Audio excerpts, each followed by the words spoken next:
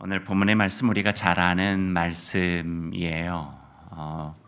베드로와 예수님의 만남에 대한 이야기죠. 또 어떤 분들은 여러 번 설교 말씀으로 들었겠다 싶은 말씀입니다. 오늘 본문에 나오는 게네사렛 호수는요, 갈릴리 호수의 다른 이름이에요. 그러니까 갈릴리 호수라고 하는 생각을 가지고 들으시면 되고요. 또 우리가 만나는 시몬이라고 하는 이름은 베드로가 예수님 만나기 전에 가졌던 원래의 이름입니다. 그러니까 저는 오늘 우리들에게 익숙한 게네사렛 대신에 갈릴리 호수라고 하는 이름으로, 그리고 시몬이라고 하는 이름 대신에 베드로라고 하는 이름을 사용해서 오늘 말씀을 여러분과 함께 나눠 보겠습니다. 오늘 말씀에 나오는 베드로, 그리고 야고보, 요한, 이 세 사람은 갈릴리 호수에서 고기를 잡는 어부였습니다. 갈릴리 호수에서 고기를 잡는 어부들은 고기들이 주로 먹이를 먹기 위해서 수면으로 올라오는 밤에 배를 타고 호수로 나가서 고기를 잡죠. 그러다가 해가 떠오르면 고기들은 밝은 빛을 피해서 더 깊은 물속으로 들어가기 때문에 주로 동틀 때까지 고기를 잡고 수면으로 오게 되는 경우들이 많습니다. 예수님이 갈릴리 호숫가에서 지금 말씀을 전하고 계세요.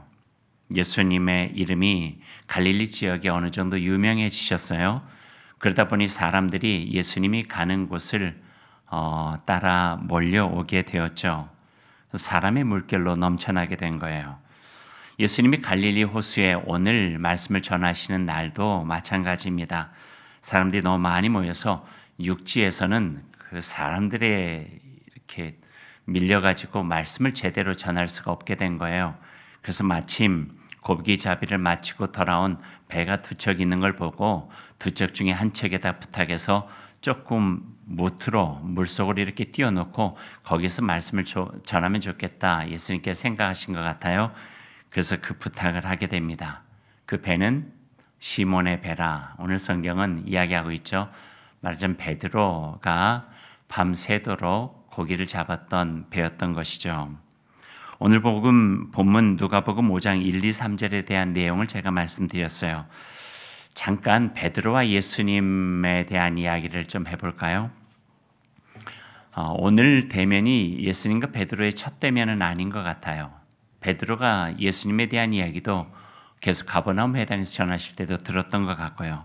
성경 말씀을 보면은요, 그 앞에 베드로와 예수님이 어떤 인연을 갖게 된 내용이 나오는데요. 4장 38절과 39절 말씀을 한번 보시죠. 조금 앞에 있는 부분인데요.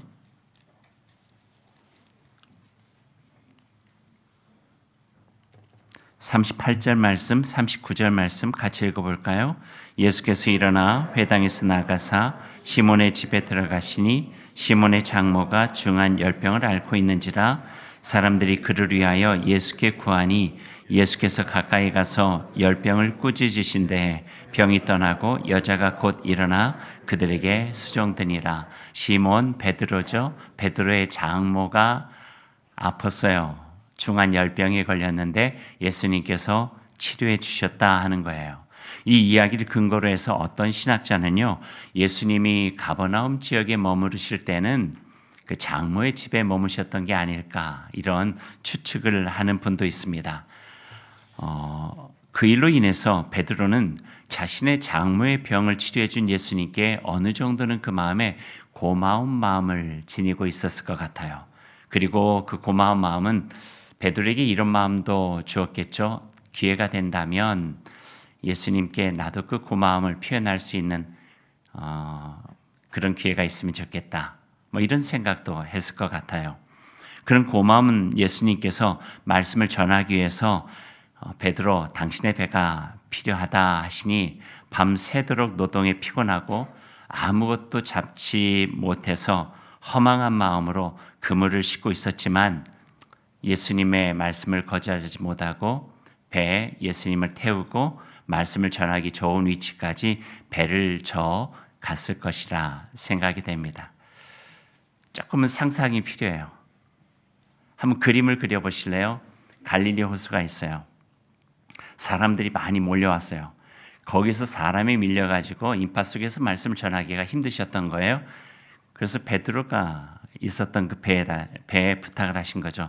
나를 좀 도와서 조금 물가로 가면 사람들을 좀 멀찌감치 보면서 내가 말씀을 전할 수 있겠다고. 그리고 인파는 있고요. 그 다음에 밑에서부터 조금 떨어진 물에 배 위에서 예수님께서 서서 말씀을 전하고 계십니다. 그 배에는 또 누가 있었을까요? 베드로가 있었죠. 그러니까 그 배에는 베드로와 예수님 계셨고 혹시 베드로와 함께 힘을 합쳐서 고기를 잡았던 한 사람 정도 더 있었을지도 모른다. 이건 추측이에요. 그런 걸 한번 상상하면서 오늘 말씀을 들어보세요. 한참 동안 배 위에서 하나님 나라의 복음을 전하시는 예수님 말씀을 마친 후에 베드로에게 말씀하신 거예요. 깊은 데로 가서 그물을 내려 고기를 잡아보시오. 그런 거예요. 마치 배를 빌려준 데 대한 고마움으로 뱃삭 대신이라도 하려는 듯 베드로에게 예수님께서 하신 말씀이에요. 그런데 이 말은요, 생각하기에 따라서는요, 조금 그래요. 그러니까 우리 전라도 말로 하면 조금 거시기해요. 왜냐면 보세요, 예수님 목수예요. 베드로는요, 그 갈릴리 바다에서 억센 그물질을 했던 어부인 거예요. 그러니까 고깃길도 뱃길도 그 누구보다도 잘하는 이가 바로 베드로인데 목수였던 예수님께서 깊은 곳에 가서 그물 내려 고기 잡으십시오. 이 말이 얼토당토 안 한 것이죠. 그런데 예수님께서는 조금 명령적으로 그렇게 말씀을 하셨어요. 깊은 데로 가서 그물을 내려 고기를 잡아보시오. 그 말을 들은 베드로의 반응이 5절 말씀에 나오는데요. 5절 말씀 한번 같이 읽어보죠. 함께 읽을까요? 시몬이 대답하여 이르되 선생님 우리들이 밤이 새도록 수고하였으되 잡은 것이 없지만은 말씀에 의지하여 내가 그물을 내리리다. 이 말씀이 참 중요해요. 선생님, 예수님에 대한 호칭이었어요. 우리들이 밤이 새도록 수고하였을 때 끊고 잡은 것이 없지만은 끊고 말씀에 의지하여 끊고 내가 그물을 내리겠습니다. 속으로 베드로의 마음에 얼마나 많은 생각들이 오갔을까요? 잘못하면 자칫 그 말이 표현될 수도 있었을 거예요. 아니 이 사람이 나를 뭘로 알고 뭐 이렇게 할 수도 있었겠죠. 하지만 그 성질 급한 다혈질 베드로가 많이 노력을 했어요. 자기를 죽이고.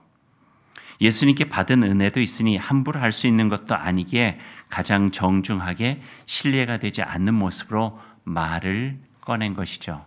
선생님, 우리들이 밤이 새도록 수고했습니다. 해본 만큼 해보았다고 하는 간접적인 표현이에요. 그 다음 말이 더 중요해요. 그렇지만 선생님의 말씀에 의지하여 내가 그물을 내리겠습니다. 말씀에 의지하여 우린 그대로 읽으면 말씀에 순종하는 모습을 연상할 수 있고 많은 설교가들이 순종을 이야기해서 말씀에 의지하여 이야기를 하지만 이 말에 담긴 의미를 조금 원어적으로 들어가서 보면은요 이런 의미예요. 그래도 밤새도록 해서 한 마리도 못 잡았지만 그래도 당신께서 말씀하시니 이거예요. 내가 쉽게 거절할 수 없는 당신의 말이니 고마움을 얻었잖아요. 장모의 10병까지 고쳐주고. 그러니까 쉽게 거절할 수 있는 분이 아닌 거예요. 그리고 적어도 가버나움 해당이나 주변에서 되어지는 이야기들을 통해서 베드로가 알았어도 내가 아는 당신 예수는 결코 허투루 말하는 사람, 그런 실없는 사람이 아니라는 것을 아니 그래 믿지야 본전이라고 하는 마음을 가지고 말씀에 의지하여 내가 한번 그물 내려보겠습니다 라고 하는 적극적인 순종이라기보다는 거절할 수 없는 그런 마음이 베드로에게 더 있어서 그냥 가보는 거예요. 이런 마음이 있어요. 그런데요, 전 여기에서 참 중요한 거 한 가지 있어요. 그것만 해도 괜찮아요. 온전한 확신이 아니어도 그래 그분의 말씀이니까 내가 분명한 확신은 없다 할지라도 절대 허투루 말씀하시는 분이 아니니 믿지 못하지만 따라가 보는 것도 참 의미 있겠다. 이 정도만 돼도 우리 신앙은요, 더 나은 세계로 만들어갈 수 있는 굉장히 중요한 부분이 있다 하는 것이죠. 그리고 배를 저어 호수 한가운데로 들어갑니다. 성경의 장면을 생각해 보죠. 지금 배 누가 타고 있어요? 예수님과 베드로. 우리는 그냥 얼핏 생각할 때 예수님은 땅에 있고 베드로 혼자 저쪽 가서 고기 잡은 것 같은데요. 아니에요. 성경을 쭉 읽어보면요, 예수님과 베드로가 배 가운데로, 호수 가운데로 같이 가시는 거예요. 밤새도록 했던 수십 번, 수백 번도 더 했을 똑같은 방식으로 베드로가 힘껏 호수 깊은 곳에 그물을 던진 거죠. 으쌰! 그런데 어떻게 되었나요? 6절과 7절 말씀에 그 결과가 나오고 있어요. 같이 읽어봐요. 6절, 7절. 그렇게 하니 고기를 잡은 것이 심이 많아 그물이 찢어진지라. 이에 다른 배에 있는 동무들에게 손짓하여 와서 도와달라니 그들이 와서 두 배의 채움에 잠기게 되었더라. 어이 야고보, 어이 요한, 이리로 와보세. 고기가 말도 할 수 없도록 많이 잡혀가지고 그물이 찢어질 것 같아. 놀라운 일이 벌어진 거죠. 갈릴리 호수를 손금 보듯이 아는 억센 어부들조차 이해할 수 없고 상상할 수 없는 일들이 이루어진 거예요. 그리고 이런 상황은 한 사람의 인생을 바꿔놓습니다. 8절 말씀, 시몬 베드로가 이를 보고 예수의 무릎 아래 엎드려 이르되 주여 나를 떠나소서 나는 죄인이로소이다 하니. 따라해 보실래요? 주여 나를 떠나소서 나는 죄인이로소이다.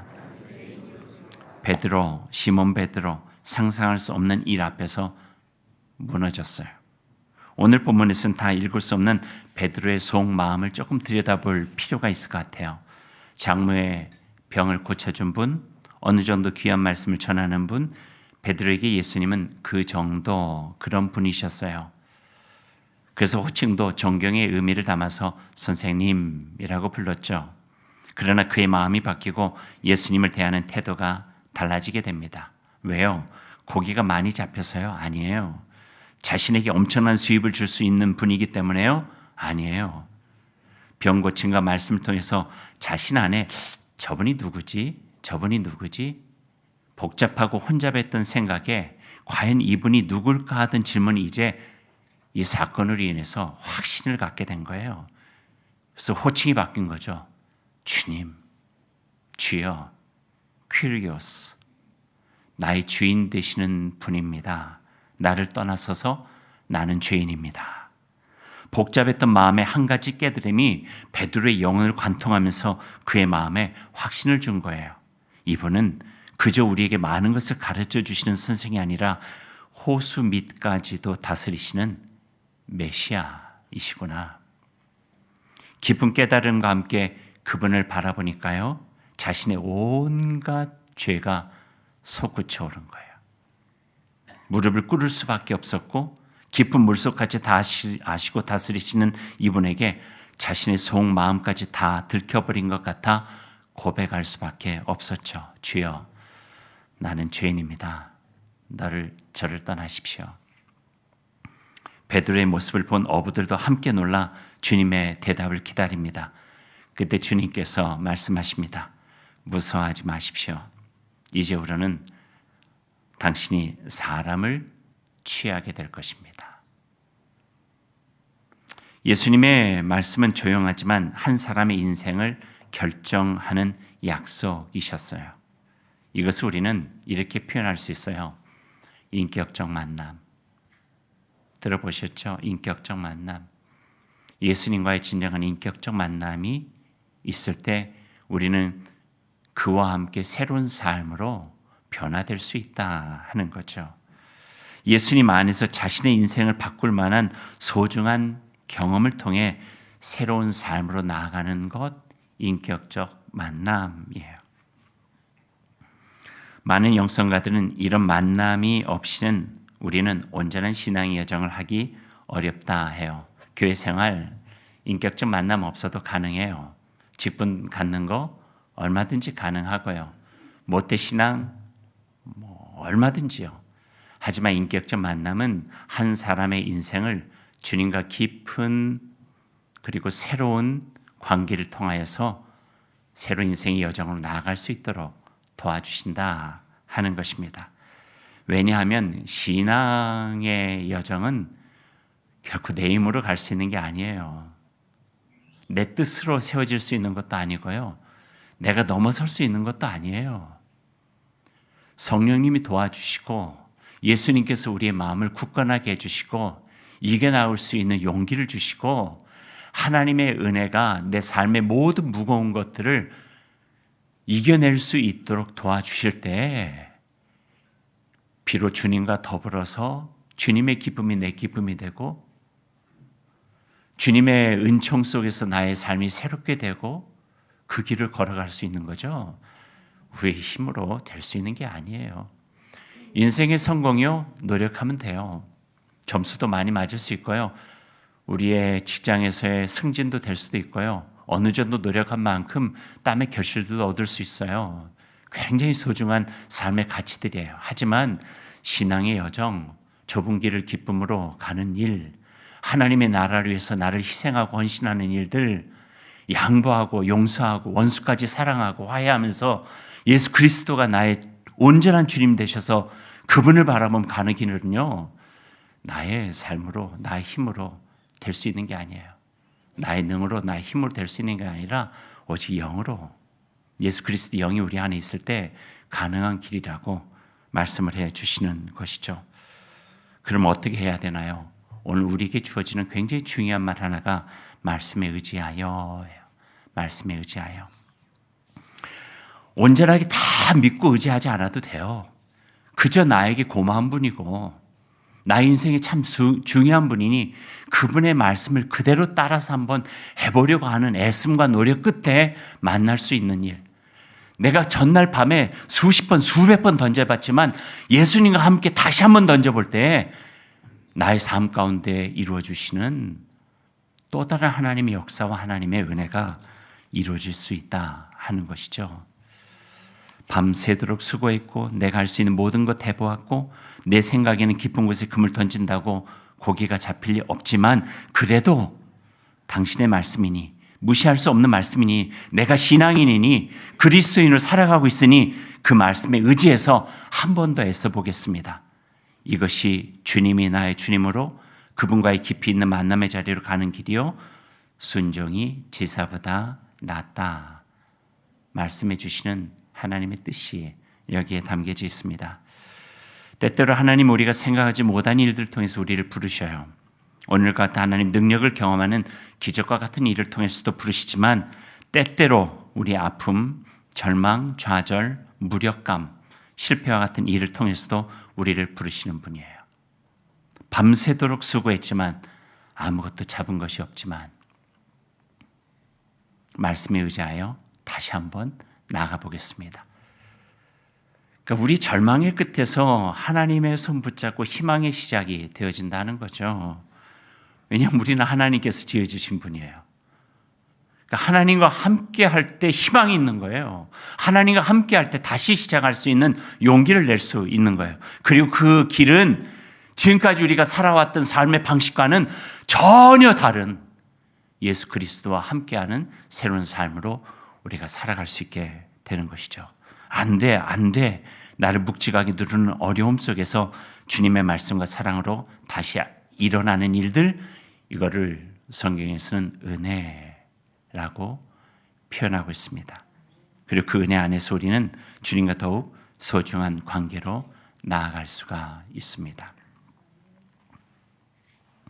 요한복음 4장 사마리아 여인의 이야기를 우리는 또 친근하게 알고 있어요. 예수님께서 유대인으로 사회적 규범을 깨고 사마리아 동네에 가셔서 우물가에 물을 길러 온 한 여인과 만나서 대화하고 있는 내용이 요한복음 4장에 나오고 있죠. 더위에 지친 예수님께서 사마리아 여인에게 물을 달라 하세요. 그러면서 시작된 대화예요. 4장에 꽤 길게 나와 있는데 한번 오늘 집에 가셔서 읽어보시면 좋을 것 같습니다. 그 과정을 보면요. 사마리아 여인이 오늘 베드로처럼 예수님을 부르는 호칭이 달라져요. 베드로가 선생님에서 주님으로 바뀌어졌는데 이 사마리아 여인은요, 그 대화 중에 그 이상한 유대 남자로 시작하다가 그다음에 주님이 됐다가 선지자가 됐다가 마지막에는요, 그리스도가 돼요. 그리스도. 그리고 그의 삶에 새로운 전환점을 마련하게 되는 거죠. 이걸 베드로의 만남 속에서 나눴던 한 단어로 표현하면은요, 또 다른 인격적인 만남이에요. 인격적 만남은 이렇게 소중해요. 텅 빈 물통처럼 실패한 인생을 살고 있던 사마리아 이방 여인에게 예수님은 하나님을 예배함으로 누릴 수 있는 가장 소중한 기쁨을 주님께서는 선물로 주신 거죠. 여인의 가장 깊은 곳에 있었던 나는 불행해, 아니면 지나친 열등감이랄까요? 절망의 근원을 예수님께서 대화 가운데 치유해 주셨어요. 불행의 근원을 빼내지 못하면 행복한 진정한 삶을 살아갈 수 없기 때문에 비워내신 거예요. 베드로의 빈배가 그런 의미가 아닐까요? 그리고 사마리아 여인의 빈 불통이 그런 의미가 아닐까요? 밤이 새도록 그물질을 하였지만 아무것도 잡지 못한 채 빈 그물을 씻고 있던 베드로와 함께 빈배를 타고 갈릴리호수 가장 깊은 곳으로 가신 예수님께서 이번에는 이 사마리아 여인의 비어있는 인생을 마르지 않는 생명의 깊은 샘으로 인도해 가시는 거죠. 예수님께서 사마리아 여인에게 이렇게 말씀해 주셨어요. 이 물을 마시는 자마다 다시 목마르려니와 내가 주는 물을 마시는 자는 영원히 목마르지 아니하리니 내가 주는 물은 그곳에서 영생하도록 솟아나는 샘물이 되리라. 자신의 가장 아픈 곳이 드러나고 예수님의 말씀으로 점점 삶의 살이 차오르면서 회복의 은총을 경험하는 그 여인의 모습을 보게 됩니다. 오늘 누가복음의 이 베드로의 이야기와 함께 사마리아 여인의 이야기가 생각난 것은 저에겐 그랬어요. 이 두 이야기가 같은 이야기예요. 베드로의 이야기나 사마리아 여인의 이야기나 같은 이야기예요. 예수님을 만나 참된 진리를 깨달은 자의 모습이고 새로운 삶의 시작, 닮아 있어요. 요한복음 사마리아 여인 이야기가 마무리되는 한 곳을 한번 읽어드릴게요. 이렇게 그 사마리아 여인과 이야기가 마무리돼요. 여자가 물동이를 버려두고 동네로 들어가서 사람들에게 이르되 내가 행한 모든 일을 내게 말한 사람을 와서 보라. 이는 그리스도가 아니냐 하니 그들이 동네에서 나와 예수께로 오더라. 사람을 취하리라. 같은 마무리를 하고 있는 거예요. 빈 그물을 놓고 예수님을 따르는 베드로와 물동이를 버려두고 예수님의 사람으로 살아가게 된 사마리아 여인의 모습은 닮아도 참 많이 닮아있다 여겨지게 되고요. 두 사람 닮은 게 아니라 예수 그리스도를 인격적으로 만난 이는 모두가 다 이런 삶을 살아갈 수 있는 것이죠. 우리까지도요. 그래서 우리에게는 필요한 것이 있습니다. 오랜 신앙생활에도 예수님과 함께하는 진정한 기쁨과 감격, 인격적인 만남을 통하여 나를 예수 그리스도의 사람으로 만들어가고자 하는 노력들이 필요합니다. 마음을 모으고 시간을 들여 그분과의 깊은 만남의 교제를 가져보도록 노력하는 것이 필요해요. 자신을 내어드리는 기도의 시간, 거울 앞에 서서 자신을 찬찬히 들여다보는 것처럼 여러분 어디 나가시려면 거울 앞에 서잖아요. 보잖아요. 옷 매무새도 보고 얼굴도 들여다보는 것처럼 하나님의 말씀의 거울 앞에 자신의 모습을 들여다보는 그 시간이 꼭 필요한 거죠. 지금 내 마음은 어떤지, 내 모습은 어떤지, 고집과 욕심의 허상 속에 웅크린 채 지금 내가 살아오고 있는 건 아닌지, 밤새도록 애쓴 끝에 남은 빈 그물을 들키기 싫어 허허대고 있는 것은 아닌지, 만족 없는 일상의 삶을 그저 반복하고 있는 것은 아닌지 하나님의 말씀 앞에 나를 들여다보는 것이 필요하다는 거죠. 여기서 중요한 말씀 오늘 우리에게 가르쳐주고 계셔요.